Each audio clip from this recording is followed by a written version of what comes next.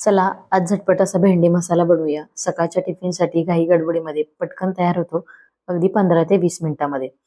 आता इथे मी भेंड्या स्वच्छ धुवून पुसून उभ्या कट करून घेतल्यात. ही प्रोसेस तुम्ही संध्याकाळी करून ठेवली तर बेस्टच. सकाळची तुमची धांदल उडणार नाही, म्हणजे गडबड होणार नाही. आता चिरलेली भेंडी आहे, थोडंसं तेल टाकून छान तेलामध्ये फ्राय करून घ्यायची.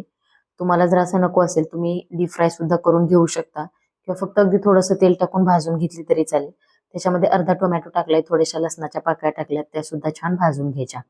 आता राहिलेल्या तेलामध्ये जिरं, मोहरी, कढीपत्त्याची छान खमंग फोडणी दिली. एक बारीक चिरलेला कांदा छान लालसर होईपर्यंत भाजून घ्यायचा.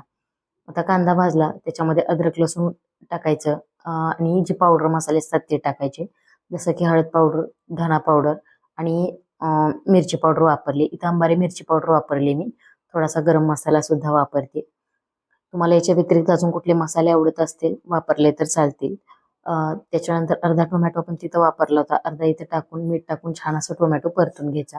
लक्षात ठेवा, जेव्हा आपण फोडणीमध्ये टोमॅटो टाकतो त्याच्यानंतर मीठ टाकले की टोमॅटो पटकन शिजला जातो. त्याच्यामुळे टोमॅटो टाकल्यानंतर मीठ टाकायचं.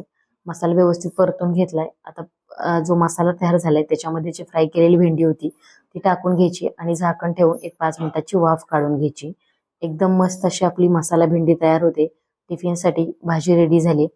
तर दररोज त्याच त्या प्रकारच्या भेंडीच्या भाज्या खाऊन जर तुम्हाला कंटाळा आला असेल तर ही रेसिपी नक्की ट्राय करा.